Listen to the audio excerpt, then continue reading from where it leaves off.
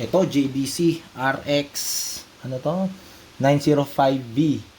120 watts per channel to. Ang kinis pa nito. Makinis talaga siya, makinis, mabigat. Made in Japan, standard size. Bihira na tong mga ganito ngayon. Tingnan mo yung digital niya, oh. Ibang klaseng ano niya, yung ano niya, yung para siyang ano, yung kumbaga sa ano, BSX model, parang ganoon ang dating. Nakita mo 'yan, oh. Complete station, complete FM.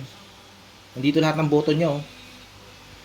Full logic, pati yung volume niya. Complete station, nakita mo naka-stereo siya, oh. So meron siyang center, surround, lahat gumagana 'yon. Tapos may mga effect. Yan, live, ano. So ang ganda ng display.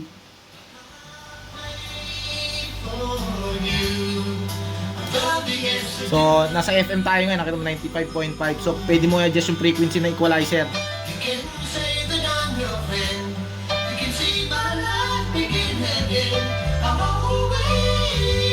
Ganda tumunog to. May loudness.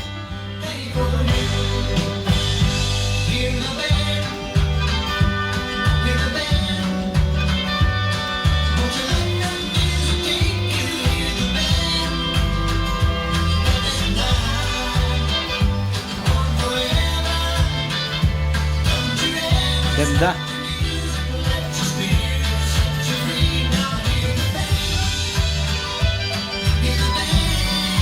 Tapos may loudness. So mayroon siyang ano naka-FM tayo ngayon So ito, malakas ang sagap ng FM nito.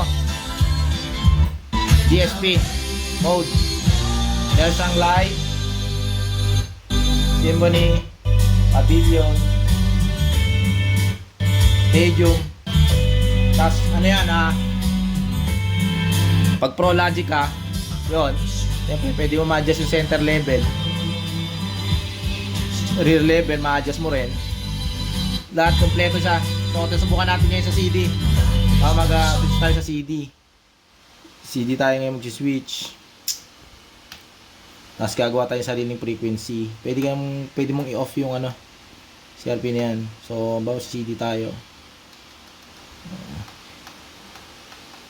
Ang ganda nito. Ang ganda nitong na to. Oh. Fully digit. Bihira to, parang parang siya yung kaano niya yung BSX BSX ng mga DS1 ano ba. Kamukha yung display, ang ganda ng display. So play tayo ng kanta example. Saan tayo? CD, no?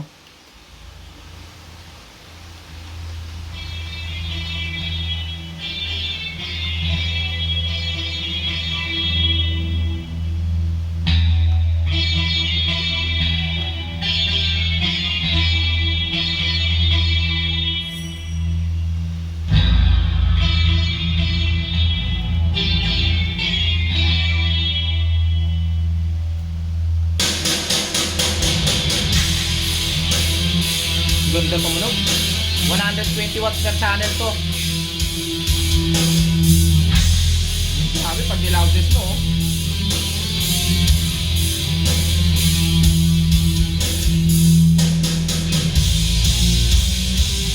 at ang volume niya, makikita mo, pag down, naka-arrow na ganun. Pag up, pag down, pag up.